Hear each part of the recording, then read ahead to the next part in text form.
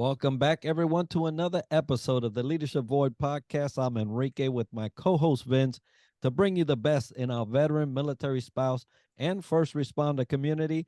And Vince will introduce today's guest.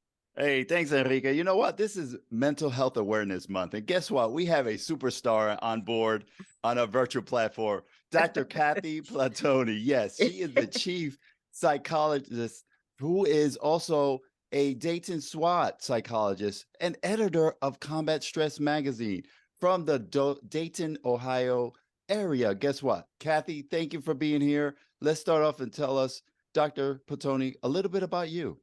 Okay. Well, thank you for the honor and privilege of being with you. This is very exciting for me, so I'm most appreciative. Well, I've been a mental health professional for 47 years, about 40 years as a clinical psychologist. I joined the Army in 1979 and served for 40 years. So I would continue serving if they would let me. But I'm very blessed because the Army paid for my doctorate. I owed them 4 years and I gave them 36 more. So I'm a real field rat.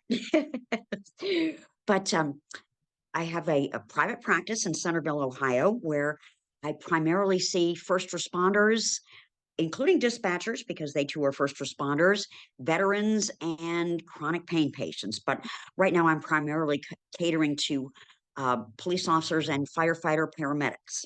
I cover 40 police departments, 7 fire departments, and as many veterans as I can get in the door. So that is my passion. I am also a survivor of the Fort Hood massacre. I have deployed 4 times in time of war, so I'm a combat veteran, seen the worst of it, and would do it again in a New York millisecond. Pertaining to the Fort Hood massacre, I'm one of the very fortunate survivors. I was at the top of, well, first of all, the Fort Hood massacre occurred on 5 November 2009 as we were getting ready to deploy to Afghanistan. And I lost 5 friends from my unit that day. There were 13 soldiers and 1 civilian killed and 33 wounded. And because I was fortunate enough to survive that and to deploy to Afghanistan a month later, I feel it's my mission to give back as much as I can and to treat as many patients for free or on their insurance or however they can get themselves in here, because I guess I survived for a reason. And that's sometimes a very, very bitter lesson to swallow. A lot of survivor guilt, as most of us who did walk out of there alive are carrying with us to this day. So I make it my life's dream to do whatever I can to make the quality of lives better for those who have sacrificed so much and continue to sacrifice. Well, thank you so much, Kathy, for your service. 40 years is not. Vince and I served, but that I don't think combined we probably got something like that. But what a great trajectory of service. Now you're serving outside, and bless your heart. I think that there is a lot of survivor guilt in a Sure. lot of the things that we are involved in. But you survived, and just like you said, for a reason. So thank you for the time and energy that you do and give for the sake of others. And we really do appreciate that. Now, you do that through your practice. So tell us a little bit more about your practice. Sure. I've was a specialist in chronic pain management for many years, and then came 4 deployments. I deployed during the Gulf War. I deployed to Joint Task Force Guantanamo Bay, Iraq, and Afghanistan. So it was very hard to maintain a practice, getting deployed every 2 or 3 years, and then trying to get started up again. But I was very fortunate that most of my patients were willing to come back. I think they just wanted to hear war stories, but still they came back. So I really do have a thriving practice in an old historic house in a historic preservation district. So I make my office very homey for patients. So it looks like grandma's house. They all tell me that. And I treat patients about 12 hours a day, but I do work 7 days a week because there's no way I could see that many patients that need to be seen without working 7 days a week. But I have lots of energy, or mania, as some people might call it. I also serve as one of the SWAT docs on Dayton SWAT. So whenever there's a call out, usually they come in the middle of the night. Yeah, I put on my SWAT uniform and my SWAT gear and head out to the scene, train with SWAT. And I think one of the best parts of that is I'm an adrenaline junkie, so I get my addiction easily filled that way. So some pretty exciting stuff goes down. I also do the post-officer involved shooting evaluations and treatment, because uh, Dayton is a microcosm of a larger city that has homicides and officer involved shootings on a daily basis. This entire area has had so many officer involved shootings in the years that I've served the police. I've developed a specialty in that. So I have a very special place in my heart for those officers and firefighters and paramedics and veterans who put their lives on the line every single day and run into the danger instead of away from the danger. So again, my practice is full, but if there's a first responder that needs to be seen, I will juggle to do anything I can, spin plates, whatever, to get them in. That's how this works. Absolutely. And one thing I just thought about is, first responders and veterans need to heal as well, right? Oh, In yes, addition they to do. in addition to the community, but based on what I'm hearing, your heart giving your 24/7 schedule for us and first responders, it's just it talks about your capability as a human being. So thank you all. I'm gonna thank you each and every day now. I'll give you some prayers and some love right now, but that's some Bless great. your heart. But let's go back to grandma's house for a second. Sure. And those out there that want to have some lessons learned in entrepreneurship or become an entrepreneur, what challenges entrepreneurship lessons you would like to share, or how do you give back to the community? Either one of those. Well, I do as much as I can for veterans organizations like the American Legion and VFW, and usually that consists of doing some keynote addresses and speaking engagements for Gold Star families, um, for veterans treatment courts, um, and trying to inspire them and opening my door to them, because many times those people that I speak to find that I have a big heart for this type of work. And there's so many mental health professionals, primarily most of them, that have no experience um, in being in the military or working in the trenches with police and fire. So being that I've been in the trenches, we kind of are simpatico and have a lot of deep understanding and bonds, because we've been through so many of the same things and have a lot of war stories to share. So even though I'm grandma, um, those wartime experiences really do help people open up at the deepest levels, because until you break your silence, you will never, ever heal. And shutting down in silence is really a trauma response. So helping these individuals walk through the trauma, whether in a speaking engagement, a webinar, a keynote address, or psychotherapy, I'm trying to reach as many people as I can to walk them through hellfire and allow them to lead a better quality life. And that's often an enormous challenge.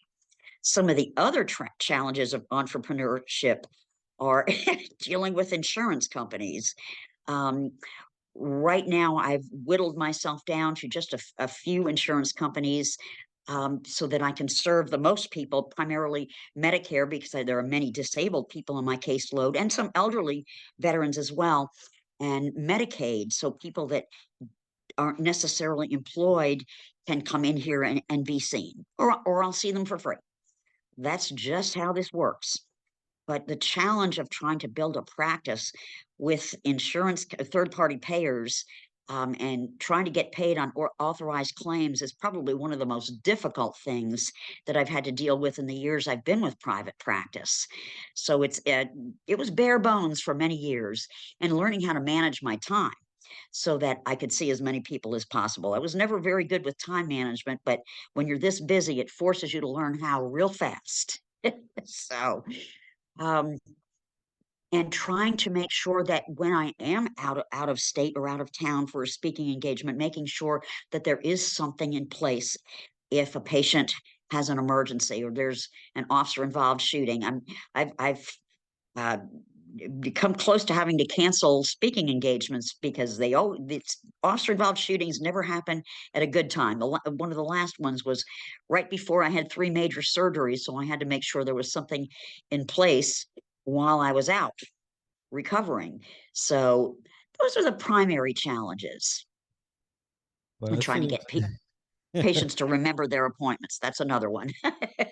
it seems like most of us need 24/7. You need 36/7 or Yeah, if you could get 48/7. me another day and call it Bob or whatever, I would so appreciate it. It's amazing what you are doing. What we sometimes say we don't have enough time. I don't see how you have enough time, but in that time, you're thinking about your practice, you're thinking about your clients, you're thinking about those that need resources. Now you talk about the entrepreneurship challenges of dealing with third Yes, party payers, and we all know how that seems or feels in one way or another. yes. And then there's the future, right? Like your workload right now is packed. So let's Oh, talk a yes. little bit about the future of your practice and what you are endeavoring to do there. One of the things that I'd like to do is be able to combine a lot more resources um, for particularly actually for all of my first responders and veterans. There are a number of extraordinary organizations that do provide grant funding, training, group therapy, support groups, um, educational interventions, and advocacy. And I'd like to get more involved with some of those organizations so I know where to direct a number of my patients. I'm pretty resourceful, but again, the time factor comes into that. I just received a wonderful list of resources through the National Center for PTSD this morning that are directed towards veterans and first responders. So I have a table where I lay out all sorts of information for my patients, and I make sure they take it with them before they go. We have a wonderful music therapist in this area, for instance. Her name is Julie Garrison, and she has an organization that provides free music therapy and art therapy to as many veterans and first responders as she can get to come to the meetings. She does phenomenal, absolutely phenomenal work. So I want to give a shout out to Julie. Of course, the VFW and the American Legion and the Vet Center or the Veterans Readjustment Counseling Center are outstanding resources. So I collect, save, and print very often. One of the things that I'm most anxious to devote some time to is a form of therapy called ART, or accelerated resolution therapy. And this type of therapy um, has been conducted for about the last 10 or 12 years. And it's not eye movement desensitization or reprocessing, which is an excellent form of treatment, but needs to be tailored to the individual. And also the decision needs to be made as to whether or not this is a safe approach, because it can be very re-traumatizing. But accelerated resolution therapy combines the enormous power of eye movements to allow actual structural changes in the client's mind to replace the traumatic memories with more positive memories. It's quite intricate, but very, very powerful. And I like it a lot better than EMDR because the risk of re-traumatizing a patient is far less. So I'm going through the paces. I took the 36-hour training, and now I'm trying to put it into practice because I want to give my patients the best that I can offer them, and they certainly deserve that. Another form of therapy that I've been doing for many, many years is hypnotherapy. I find that to be a very, very powerful intervention. And in fact, I've had 68 major and minor surgeries since 1983, and I go through almost every single surgery, including the last three, with either hypnosis as the sole anesthetic or hypnosis and local anesthesia. I don't tolerate anesthesia at all. It destroys my memory, and that's a career ender in this business. I don't recommend that my patients go through major surgery with hypnosis as the sole anesthetic unless there's no way they can tolerate chemical anesthesia. But in terms of healing trauma, teaching people how to manage stress more effectively, teaching them how to work through depression, anger, anxiety, and chronic pain, very, very powerful intervention. So using those two forms of therapy, I think, I owe it to my patients to, again, give them the best of the best and to continue to study different forms of intervention that are most beneficial for the client or the patient. You are the epitome of an individual that is doing the practice to the best of her ability, understanding what's out there, trying to implement the best practices. Best practices. That's right. Yes. And have those resources, like music therapy and others, have those tangible resources to give. So I love what I'm hearing. And I hope everyone out there listening in can understand the value of what this one amazing human being is doing for not only Dayton, Ohio, but their family members and those that follow suit. So kudos to you again. I can't say that. Thank We you. cannot say that enough. You again stated early on, thanks to the Army for, giving you the 4 years in your PhD, and you gave them 40, right? 40 years total. Now that's a little insane. I get it. Or a lot.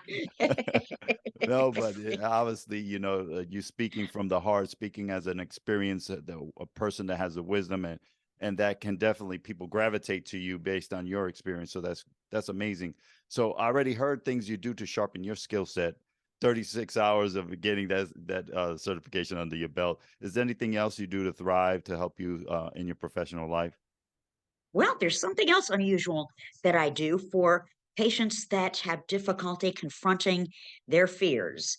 And this is only if they want to. Now, I'm a skydiver. Now, I will say I only do tandem dives because I'll otherwise end up in Oklahoma because I only weigh like 90 pounds. But the truth is, I really don't have time to go to ground school.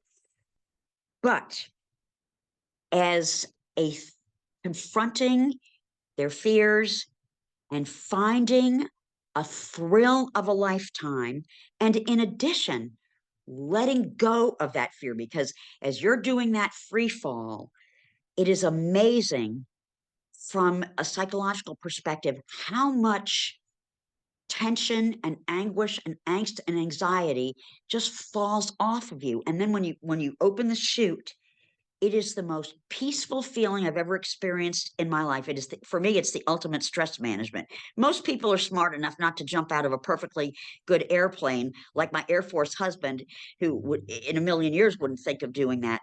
But I have taken a number of police officers skydiving with me, and I plan to do it again this year. I know, total lunacy. I love it. I'm like, how much more can you pack into one life? there's just so much.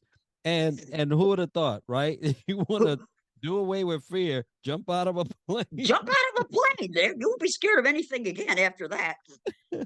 No, I love it. I love your energy. I love what you do. I'm so appreciative of the way you approach service, because it seems like it's not just providing one thing, it's looking out for how best to serve. And Yes, how there's best to very serve. Yes. little there's a little amount of people that actually go beyond just providing a service. You continuously are looking for better ways to serve, and it's evident in all that you do. Now, when you were in the military, you got those 4 years. You blessed them with a tenfold on that 4 I don't year. know that they'd see it that way, but But we see it that way. And you must have learned a lot of things. You're always at the service front, and but you received some advice. You received some enlightenment throughout that journey. yes. What would some of those things be that you would like to share with an emerging leader today? I think one of the people who has mentored me the most, who is familiar to both of you, is Colonel DJ Reyes. Even though I'm not in the military currently, understanding retrospectively what a good leader looks like and how you must seek mentors and seek to mentor, as well as to be humble enough to own your shortcomings and failures and to be upfront about them is absolutely critical to leadership. I made some terrible mistakes along the way. I may be a good clinician, but I'm not a great leader. But I've learned from some great leaders. I've also been exposed to some horrific toxic leadership, particularly in the wartime theater. And none of those leaders that I refer to as toxic ever owned the damages that they did to our troops, to the point that so many people in my unit were suicidal. And in fact, one did take his life after we returned from Afghanistan. Um, I've learned what to look for in people that I seek out in my civilian career as good leaders to mentor me. And Colonel Reyes, again, a shout out to him, is certainly one of them. Um, I think facing your own failures, owning them, and relying on your NCOs, who are the backbone of the military, is extremely important. I think never looking the other way when you see damages being done by a leader is absolutely critical to survival. And that is a big reason that some people do take their lives. When you're away from home and can't go home every night and find your support systems, when you're confronted with a toxic leader who is willing to do anything to damage you to further their own careers, that can be life ending. I have witnessed it myself. I have also witnessed a very well when I was a commander of a very small combat stress detachment in Guantanamo Bay, Cuba. There was a situation in which an individual should have been relieved for cause, and I should have sent that person home.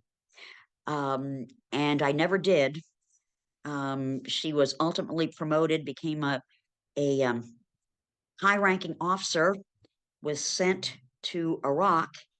And as I understand it, because when I was the chief psychologist for the Army Reserve, I was taking care of as many soldiers overseas as I could by email. That's all we had. The damage that this person did probably has had a lifelong ripple effect. Ultimately, she was relieved for cause, and I should have done something to stop this person long before this happened. And I regret that terribly. Long chain of damages. When I confronted my commander in Afghanistan many times over for not doing her job, she was a major, I was a full bird colonel, but still she was the commander. It did not go well for me. And it cost me $11,000 in legal fees to clear my record, because I had the audacity to stand up for what right looks like. I will never regret that at all. But having sworn statements that amounted to perjury, because I did a FOIA, or Freedom of Information request, or rather my attorney did, and got them. And 5 people were forced to write false statements against me, and all later apologized because they were afraid of the commander, who outranked them, and had to lie. So I'm glad I stood up to that. It was a very, very painful process. But you know that this is my favorite quote, and this kind of states the case pretty beautifully.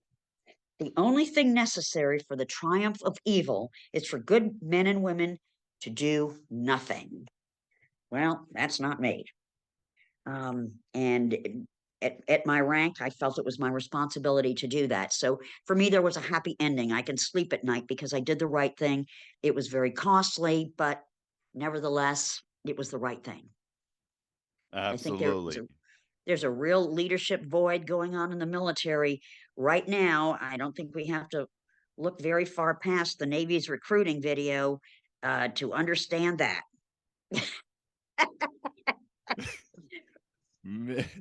Speaking with integrity, speaking with honesty, not holding back.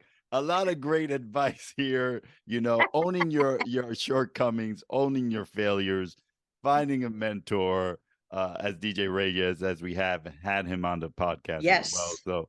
So thank you for standing up for what you believe is right and calling it out, because some folks that's basically true leadership there. So I appreciate everything I heard and Well, what you thank continue to you. do. Now, let me ask you this other question. Love to hear what you consider your most memorable leadership aha moment you have had, either in your 40 plus years in the military or in your private practice. I think one of the most powerful leadership experiences I had was, again, going back to what I witnessed in my own um, combat stress detachment at Guantanamo Bay. That was an enormous wake up call. And when I did finally confront the situation, um, things did improve um, for the entire detachment. I should have done it much earlier on in the game. That was an enormous wake up call. But those were such powerful teaching moments that when our deployment was over, and we were given our awards as we were leaving the island, I noticed that I had a different award from everybody else, and it was um, the distinguished. Oh boy, it was one step higher than the Meritorious Service Medal. It was the Distinguished Meritorious Service Medal, something like that. And the rest of my team got Meritorious Service Medals. Well, I refused it. I said, unless you give us all the same award, I'm not accepting this. I will accept the downgrade because everybody on this team did a phenomenal job, put themselves on the line day and night, performed magnificently. Even the problem person, I'm not accepting a higher award than theirs. So there you have it. Hey, very brave, very honest of you, and a sure sign of leadership when you can say something's up here, and this Defense Meritorious Service Medal that you want to give me is not at the right capacity, and I will gladly assume the same position everybody else here has, and so kudos to you for making that leadership call. And that was a change, right? That was a change for them, and I'm sure Yeah, they were shocked. and it caused some challenges. So that's the question I wanted to ask you right now: is that what sort of strategies do you use when those times of challenge and change come? I go right to the source and explain to them as professionally as I can. I have to usually tone down my anger and my mania. So I usually write things down. I write out bullet points and what message needs to be communicated without the emotion in it, and explain my position. It's really that simple. And if they disagree with me, I'll probably take it one step higher, because not doing what right looks like is too costly. It happens far too often. I'm not going to look the other way. So if there's a way to communicate the message, I'm going to make it happen. So I've had to go in the back door an awful lot. But when you're 4 feet and 11 3/4 inches tall and you weigh about 90 pounds, size doesn't often get the message across. So I've learned to use my mouth and my pen. We love this. I can definitely see. I think I understand why DJ Ray is calling you the Tasmanian devil now, right? I totally understand that. But That is so accurate. but we're just so honored to have you. Again, this is a Mental Health Awareness Month. And one quote I'll say for folks, if you haven't heard it, she said in this podcast, until you break the silence, you will not heal. So folks understanding that it takes Yes. that, but it takes a great clinician like this individual here, Dr. Platoni. So folks listening in, how do they get a hold of you, contact you, or your private practice? Very easy. My phone number is 937-321-4020. I do not pick up when I'm in session with a patient, but leave a recording on my voicemail and I will get back to you within 24 hours, usually less. The other way to get a hold of me is through email, and I have a very unusual email address. It's Dr. Runt, one word, DRRUNT, at WOH.RR.com.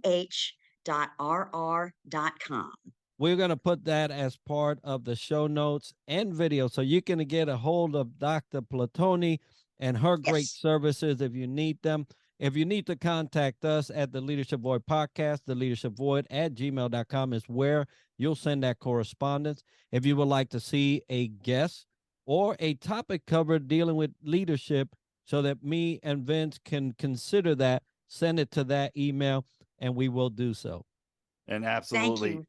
We thank you first and foremost. And we also want to thank our sponsors. We have Triple Nickel, VEI, and also FAVOB. But today is all about Dr. Platoni. We want to really say hats off to you. Thank you for everything you're doing and continue success in your future. Thank you so very, very much. This was just delightful. And if there's somebody out there who needs some help, direction, or resources, do not hesitate to contact me, please.